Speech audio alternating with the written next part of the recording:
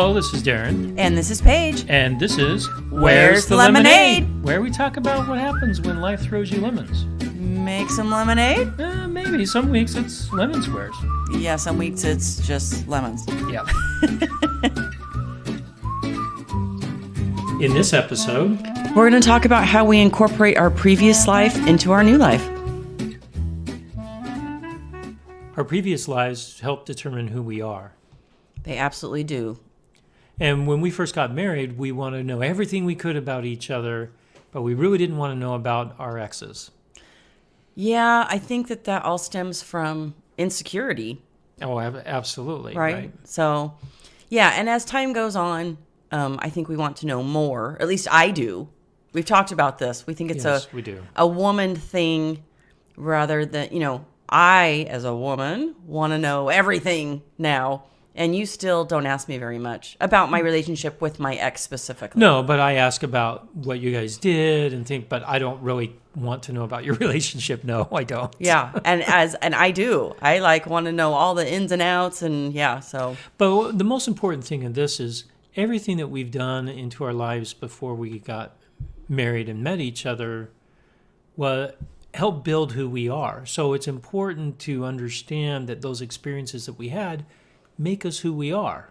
So ignoring it is not healthy. No, and understanding where you came from helps us understand triggers and things that are going to set you off and why they set you off. So it is really important to know about your previous. And we also talked about this. We really shouldn't call it previous life. Right. It should be previous marriage because we have to be sensitive to our children around us. Yes, this is our same life. And it's our kids' same life. They don't have a previous life. We're not reincarnated. No, we're not. What's important here, though, is if you say, in my previous life, it kind of negates your kids' upbringing in some respects. It's important. And that's kind of what we're going to talk about today. You can't bury your previous marriage and those experiences that you have. They are who made you. They are the things that made you who you are today, and who made what our kids are today, and who they are. Exactly. So we don't want them to feel like we're trying to erase any part of their life. Absolutely not. And that's hard in the beginning. It is hard. It's really hard. So that's a constant balance and struggle in the beginning to feel confident enough to talk about your previous marriage and your relationship with your ex, and it's difficult. We had several therapists talk to us about. I love how we've had several therapists. Yeah, we have had several therapists. We need so much help. It's not even funny. But we've had therapists tell us that we can't erase where our kids came from because that's who they are. And anytime that you try and erase your ex from your life, never talking about them, never having any pictures of them, you're actually erasing part of your own child. Yes, and that's not good. And we don't want them to feel that. We want them to feel that they can talk about their parent, both of their parents, and talk about the experiences they have with them and that they've previously had with them. We want that to be an open door. But like I said, that's not easy in the beginning. No, it's not, because you do have a little bit of insecurity about your relationship. I mean, knowing that your spouse has had a relationship with someone else, a very intimate and long relationship, that always is that concern that anyone would normally have. Well, we've talked about this. Since you have 6 kids, you've only been intimate with your ex 6 times. That is correct. And you've only been intimate 4 times, or I think it's immaculate conception is what I... Yes, just call me Mary, babe. Call me Mary. Yeah, that's right. That's how I have it in my head. But...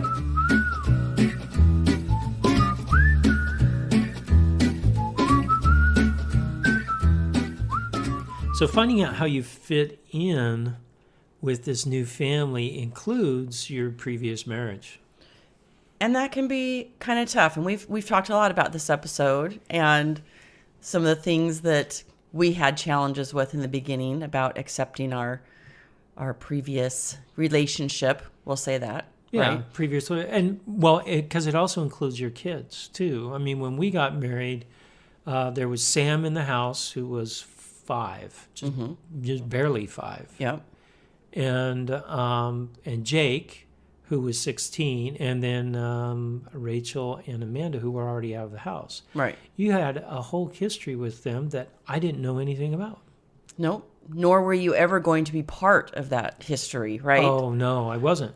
But I wanted to be. Right. I guess that's why it's called history, right? You can't go back. can't It's go already back. done. So yeah, you did, and it's almost like the harder you tried, The worse it got. the worse. Especially around one specific thing. Oh my goodness. Called, so Paige's family, I think every family likes playing games, board games or card games or anything.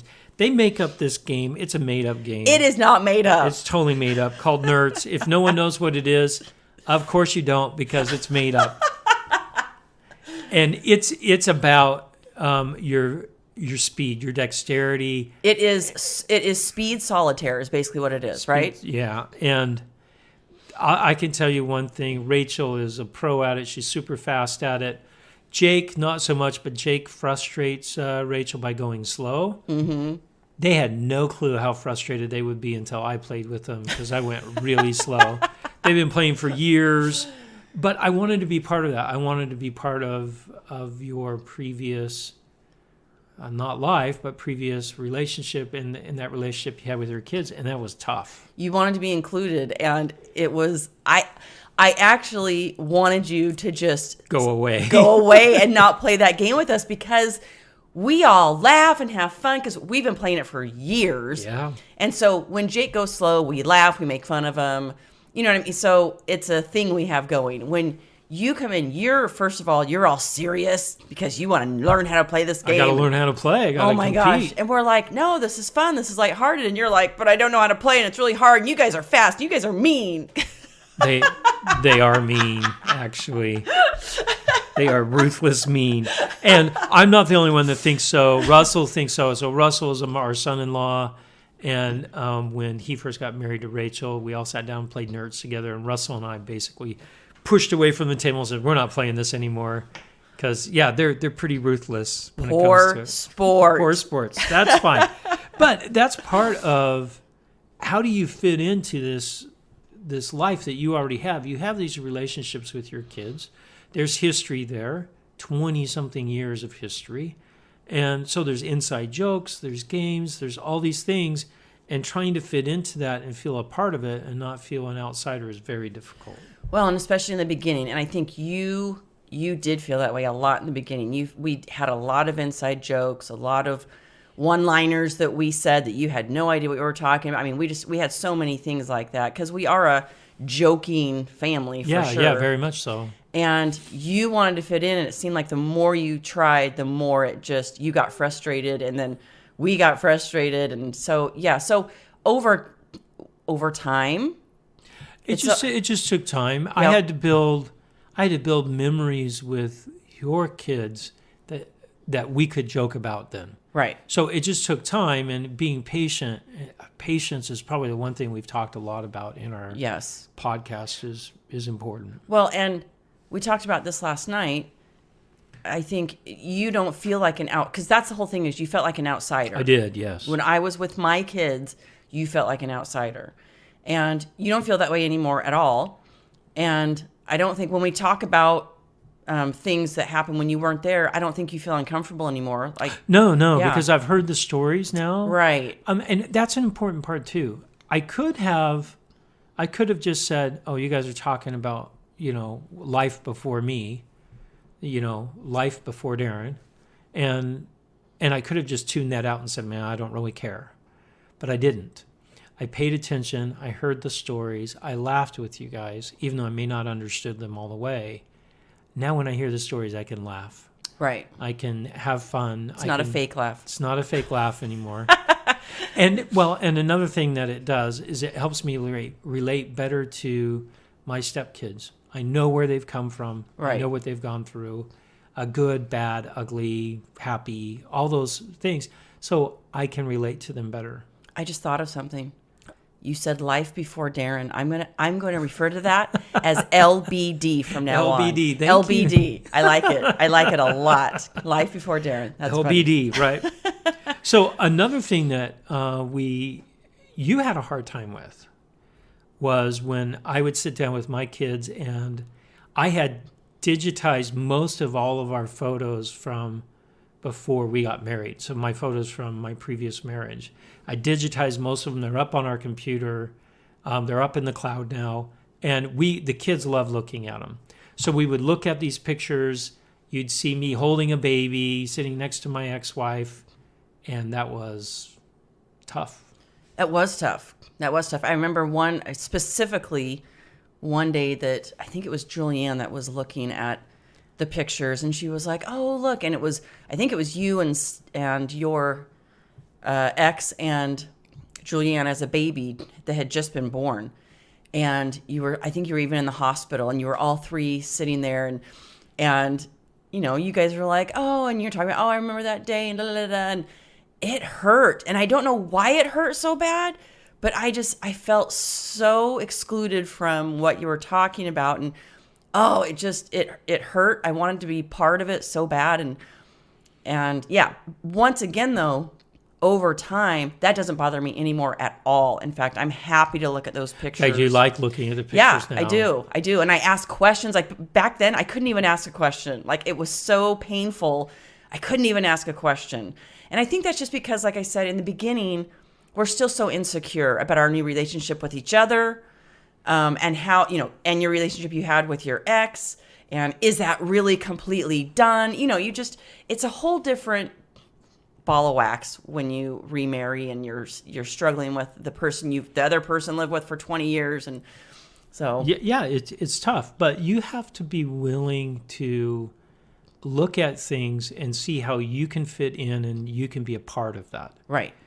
So you have to push some of those hurt feelings aside. And it takes some time. It does. You can't do it right away. No, it takes some time. And yeah, I think like you said, as I got to know your kids and loved them, I now want to be a part. You want to know everything about. Yes, I want to be a part of their history and know about it, and I want them to talk about it. And yeah, but it takes time.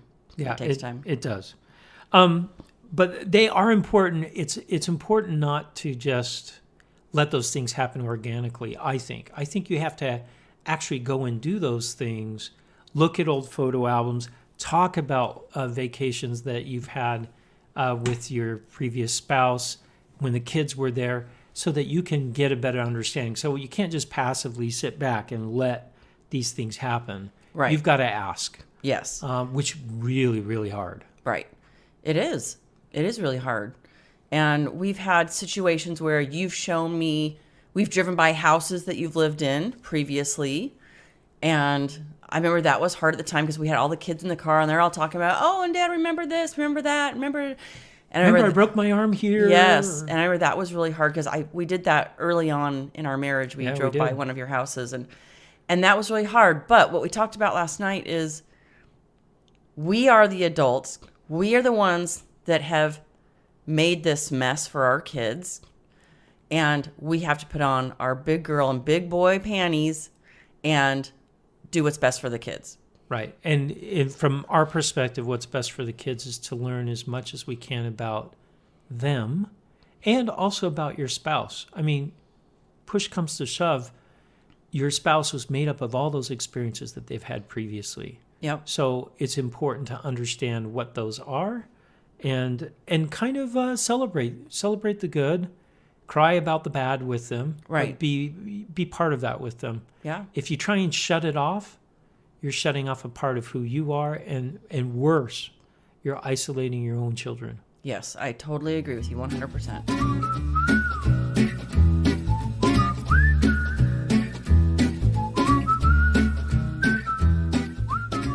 All right, we talked about fitting in and accepting yourself in this new spot in your spouse's life and their kids' life. Let's turn it up a little bit more.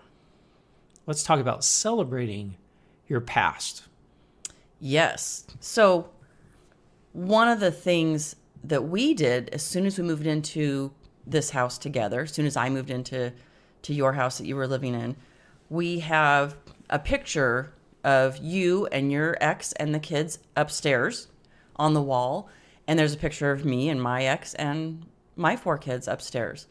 And It's not downstairs, and we don't have pictures of our exes all over the house. No, that would be weird. That would be. But we have a wall upstairs in the hallway that has pictures of them. And some of our kids have pictures, actually I think all of them might have pictures of, their mom and dad in their room. I know when I go to Rachel's house, she's got a picture of me and her dad. Our engagement picture is up on her wall. Yeah. And I'm thrilled for her. In fact, that makes me super happy that she has that up there. Well, and I'm glad. And in your own house, I've heard some parents go, "I am not allowing any pictures of your dad in my house," or "I'm not allowing any pictures of your mom in my house." And Right. I'm like, "What are you talking about? That is just rotten to do that to your child." Right. Or to try and erase your previous relationship. That's just awful. So we actually celebrate a little bit. We have that wall up there. We've bought picture frames and pictures for our kids so that they can have a picture of their parents. Even Joanne has a picture of my ex and myself, a wedding picture of us in her room to celebrate where she came from. I think that's really important. I do too. I think that's great. I think that's great. And I think it's important to just make sure they know that, yeah, this was their life. This is their life. And yeah, that's what we've talked about. So yeah, so that's one way we can celebrate is to, like we said, it's not all over the house. We have one wall. We're not going to go crazy. No. Because this is our new life. This is our new life. Our new relationship, right? Yes. I guess it is a new family. A new family. Yeah, it is. It's a new And family. we have a lot of pictures of all the kids on our walls, and family pictures are important. We do it every year, we try to. It's always loads of fun, especially now that we have grandbabies that can't sit still very long. So this is going to be more exciting as more of those come around. Yep. Hint to my children, I like grandchildren, so fill me up. Feel free. Yep, feel free. After you're married. Yes, please. And then some other things that we did to celebrate kind of our previous relationships and things like that was a great example is places that we eat. Yes, we've talked about this before in traditions. So yeah, I mean, we talked about Lincoln Chinese. I swear I should be getting paid from Lincoln Chinese. Yes, you should. All the advertising I'm giving them. I mean, Lincoln Chinese has a really important aspect to our youngest son, Sam. Yes. Because when you were pregnant with Sam, your ex would go to Lincoln Chinese and get you egg drop soup because that was the only thing you could really eat. Yep. And, the first time we went, I felt a little uncomfortable. I'm like, okay, I'm here with you and Sam and Rachel and Amanda and Jay, all your kids. I'm here. Am I feeling like an outsider in this place that you guys have fond memories of? Lots of fond memories. And we went there for a lot of celebrations, graduations. I mean, that was the place our kids like to go. No, I could have very easily said, you know what? That's just for you guys. You guys should keep that as your own. Right. But I didn't, and I'm glad I didn't. Yeah. And we asked them on that episode where we had the kids talk, I think we asked Rachel specifically, wasn't it Rachel, about how she felt with you coming into that new tradition of coming to Lincoln Chinese. And she said she was thrilled that was great that you were joining in on our tradition. Well, because I think one of the reasons why is because she felt like she was being accepted for who she was, not who I wanted her to be, a part of this bigger family, that I accepted where she came from. Because Right. Rachel had just left the house when we Right. got married. Yep. She'd been gone a year already. So if I were to say, no, that's just yours, I would have put a little wall between us. Right. Now, saying- sometimes you have to let the kids guide you a little bit. Sometimes you do. Because my kids didn't say, no, we don't want Darren in on that tradition, but some kids might. They might. And you have to respect that. Yep. And over time, hopefully your kids will change and want to include your new spouse, but it might not be that way at first. So be respectful of your kids and their wishes, and hopefully you can, over time, come together on that. But yeah, they were happy to have you included on that, but it might not always be the case. No, I'm glad that they did because Yeah. The food is awesome there, and Yes. all my kids enjoy it. Exactly. Now, another thing that we picked up, food seems to be important to us for some reason. Food is important. Yes, it is. If you take away nothing from this episode, Food is important. Sushi for me and my kids was a big deal. That was where we would go and celebrate is sushi. None of your kids had ever touched sushi. I had never touched sushi. You never even walked into a Japanese restaurant. No, I don't had think. never had sushi. But It was frightening. It was right, but it's an important aspect of our family because you have said, I want to go. Yes. I want to do that. Even though you don't like sushi that much, you're coming around slowly. I'm very slowly, but they always have chicken teriyaki or beef teriyaki that I can get. Right. There's always a bento box that I can get. There's always a bento. And the sushi we have here is not real sushi. They're fried rolls, sometimes double fried. The double fried ones I will try. I will try. I know. But when we went to Tokyo, you did not want the sushi there. Oh, my. No. It was all a bunch of raw, scary stuff. It was awesome. But that is something that we have not included my older kids in because my older kids still don't go to sushi, nor do they like sushi. So, except for Amanda. But Jake and Rachel and Russell, no, they hate sushi. And so if they come into town, we don't go to sushi with them. Right. But we do with all of your kids. Right. But you have made the effort to say, I want to be a part of that past thing that you guys used to do. Absolutely. Absolutely. Right. Another thing that you asked me, and you brought it up earlier, was ask your spouse about their ex and what it was like to live with them. Yeah, no, you don't ask me very often about my ex. No, I want to keep in my mind exactly how I... And I'm okay with that. Yeah, and I think that's funny. And a lot of times I ask you very detailed, specific questions.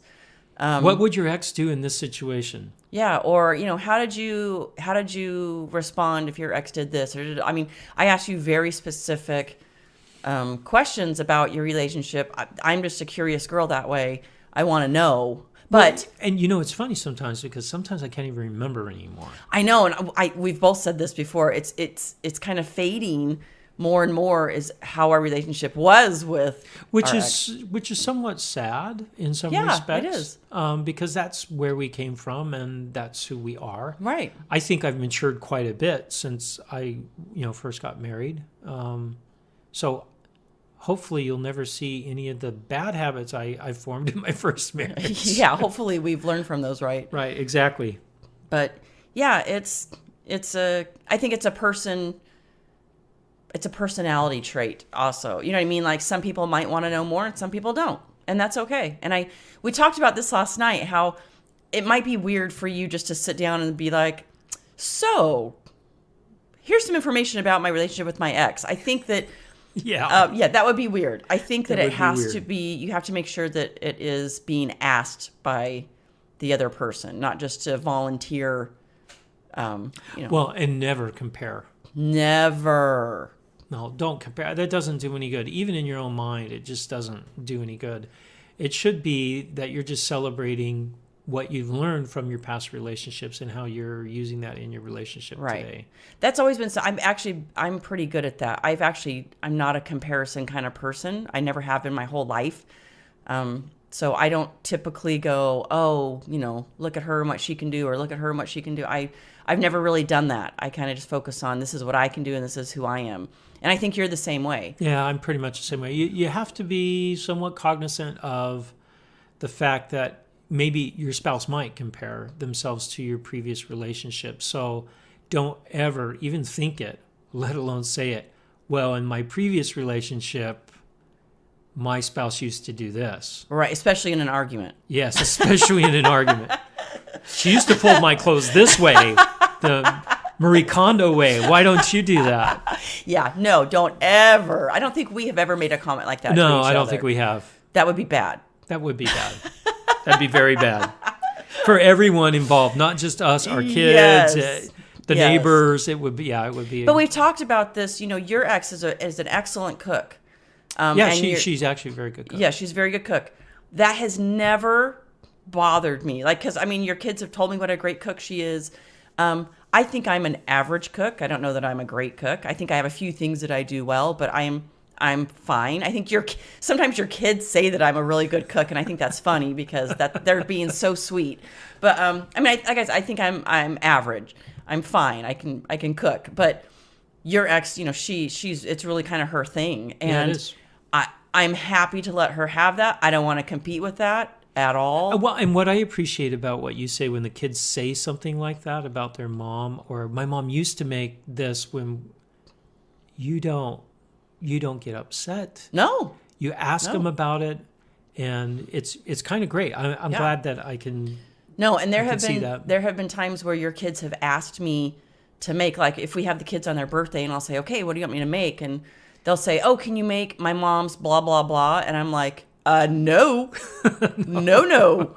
I am not. That is her food. That is her meal. I am not even going to start competing with that. So, don't do her. In fact, or we have don't a do him. whole episode planned on Yes. that specifically. Yes, definitely. So also be careful when you're reminiscing about your previous relationship. Read the room. We talked about this last night, didn't we? Yeah, we did. Yeah, you've got to, well, know your audience. So know, Especially when you're first married. oh gosh, yes, definitely.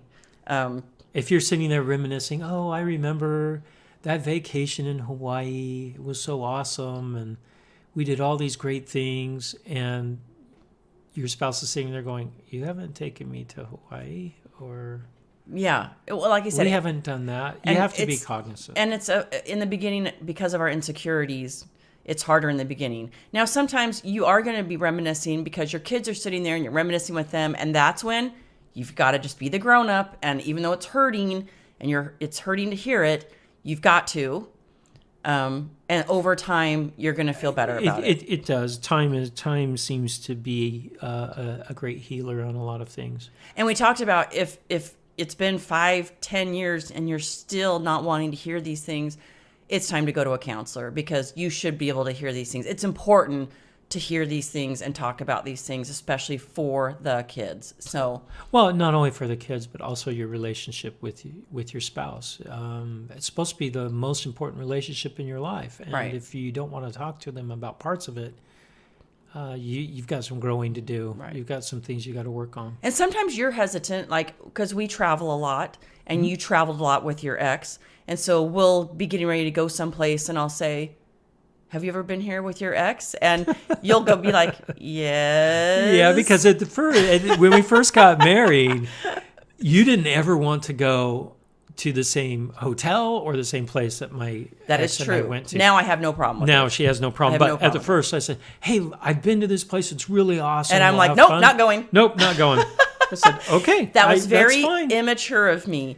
And I can But look you know back. what? You needed the time. I needed the time. I was insecure. Insecure, and over time, I mean, that would just be silly of me now. And that's why I'm saying, if you're 5-10 years into your relationship and you're still not okay with those things, it's time to seek some help and try and be okay with those things.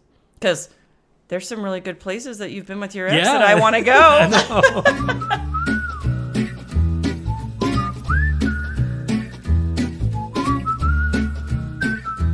Okay, the funny moment of the week actually happened when Paige was in Hawaii on a girls' trip with her sisters. Ooh, let's have an episode about that. No, we'll talk about how Darren was total jelly on the whole thing. I wish I was in Hawaii, but not necessarily with just your sisters. It Yeah, would've that more would have fun been with weird. Just you. So we were actually sitting here. The kids and I were sitting here, getting ready. Our nighttime routine is family scripture study and family prayer. And halfway in the middle of the prayer, our Alexa goes off and gives us a whole diatribe on some weird aspect that they found on the internet that day. We could not finish the prayer. It was so awful. We were laughing and smiling and That's when you just go, amen, go to bed. yeah, amen, go to bed. That's what happened. So that's our funny moment of the week. Alexa wanted to get in on the prayer. Yep, she did. Oh, So that's nice. We're turning Alexa religious. yeah, That's nice. Alexa can be religious. If you like today's episode, Give us 5 stars on iTunes, Spotify, Google. and head to Facebook and like us, And check out our blog at where'sthelemonade.org. where you can leave questions and comments. But most of all, Go out and make some lemonade. you betcha, baby.